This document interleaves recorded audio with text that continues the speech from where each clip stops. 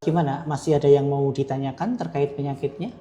Iya dok, jadi gini, saya udah lama kan dok kena psoriasis. Apakah bisa untuk ke gejala-gejala autoimun yang lain kayak lupus atau penyakit autoimun sistemik yang lainnya dok? Artritis psoriasis itu ada satu kelompok penyakit namanya spondyloartritis. Dia adalah kelompok namanya autoinflamasi, jadi bukan autoimun. Sementara lupus itu ada di autoimun gitu. Jadi kalau kita bisa bayangkan ya bahwa penyakit yang autoimun dan autoinflamasi itu ada dua kategori besar nih. Ketika sel-sel imunnya itu menyerang pada innate imun, maka dia disebut dengan autoinflamasi. Tetapi ketika yang terganggu sel T dan sel B, yaitu adaptive immune system, maka dia disebut dengan autoimun.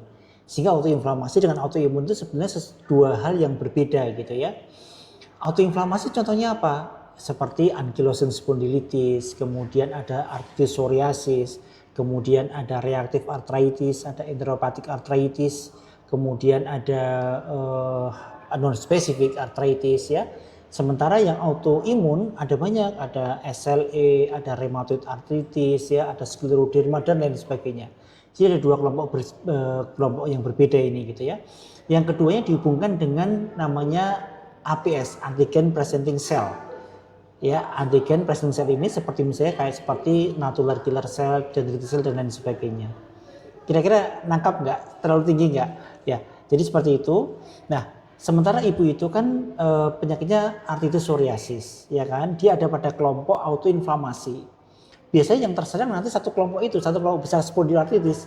Bisa jadi nanti akan muncul ankylosing spondylitis. Sudah ada belum keluhan ankylosingnya seperti nyeri-nyeri pada pinggang gitu? Udah ada dok. Nah, kemudian ada keluhan mungkin ke arah enteropathic arthritis, diare-diare sudah ada? Udah. Nah, berarti kan ini memang sudah seperti teori betul gitu ya, bahwa itu penyakitnya autoinflamasi bukan autoimun gitu. Nah, sementara nanti apakah bisa nggak sih dia akan apakah muncul penyakit autoimun yang lain? Secara teori bisa sangat sulit sekali karena dia akan berbeda kromosom yang diserang mestinya gitu ya. Tetapi ada juga beberapa yang memiliki keluhan-keluhan muncul seperti SLE, seperti ERA dan lain sebagainya gitu. Sebetulnya kan pembeda utama antara autoinflamasi dengan autoimun itu adalah kalau autoimun itu akan muncul autoantibody, jadi nanti ya seperti DSD-nya positif, PCNA-nya positif, ya, RO-nya positif. Sementara autoinflamasi tidak muncul itu gitu. Bedanya sebenarnya di situ. Kenapa? Karena sel T dan sel B yang terserang di autoimun tidak ada pada autoinflamasi gitu. Jelas ya? Ya. Tetapi nanti ketika dia sudah tegak artritis psoriasis misalnya, kemudian tiba-tiba muncul autoantibody, misalnya DSD-nya positif, berarti bisa saja bergabung gitu. Bisa saja muncul kedua-duanya. Karena memang Ibu mesti pahami bahwa penyakit itu kan tidak bisa 1 tambah 1 pasti 2 kan, karena memang variasinya sangat banyak sekali. Ya, selain gen itu juga ada epigenetik ya, yang faktor lingkungan berpengaruh dan lain sebagainya. Jadi tidak bisa kita katakan pasti bahwa autoimun tidak bisa berbarengan dengan autoinflamasi, tidak bisa. Kadang-kadang masih sering muncul gitu. Jadi ada artritis psoriasis, kemudian muncul SLE. Ya, nanti pasti kita pastikan dulu. Sudah pernah dicek anaprofil? Udah dok. Hasilnya? Negatif. Kalau anaprofilnya negatif, maka berarti tetap autoinflamasi, tidak ada autoimunnya. Tetapi keluhan-keluhannya mungkin hampir sama dengan SLE ini. Ada nyeri pada persendian, ya, ada lemas, ada rambut rontok, ruam-ruam. Mungkin itu adalah keluhan autoinflamasinya. Karena autoinflamasi pun itu juga bersifat sistemik, bukan bersifat lokal. Hampir sama dengan autoimun sesungguhnya.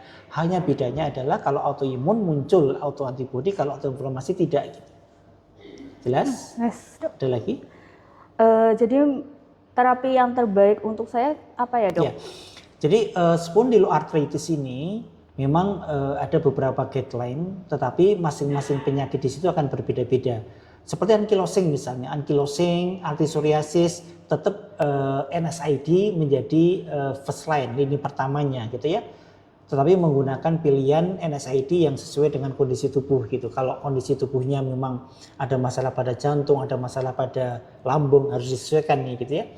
Kalau tidak mempan, maka kemudian turun kepada lini yang kedua. Lini yang keduanya apa? Menggunakan biologic agent seperti anti TNF alpha.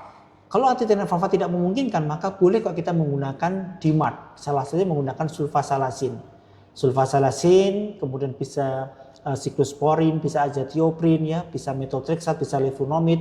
Kalau memang tidak respon juga, maka kita bisa menggunakan pilihan yang lain seperti anti interleukin 17, secukinumab, ixekinumab ataupun yang lain gitu. Atau kalau tidak mungkin nanti bisa dikombinasi gitu. Kurang lebih terapinya hampir sama antara ankylosing, arthritis psoriasis ataupun yang lain. Tetap akhirnya kita menuju kepada biologic agent. Gitu. Ada lagi? Udah dok. Sudah. Baik gitu ya. Ibu sabar karena memang penyakitnya sudah cukup lama dan cukup berat sehingga mesti harus sabar. Kita akan mencoba mencari alternatif ataupun kombinasi-kombinasi yang paling baik buat ibu. Itu ya Bu ya, mudah-mudahan sehat ya. Terima kasih dok. Ya.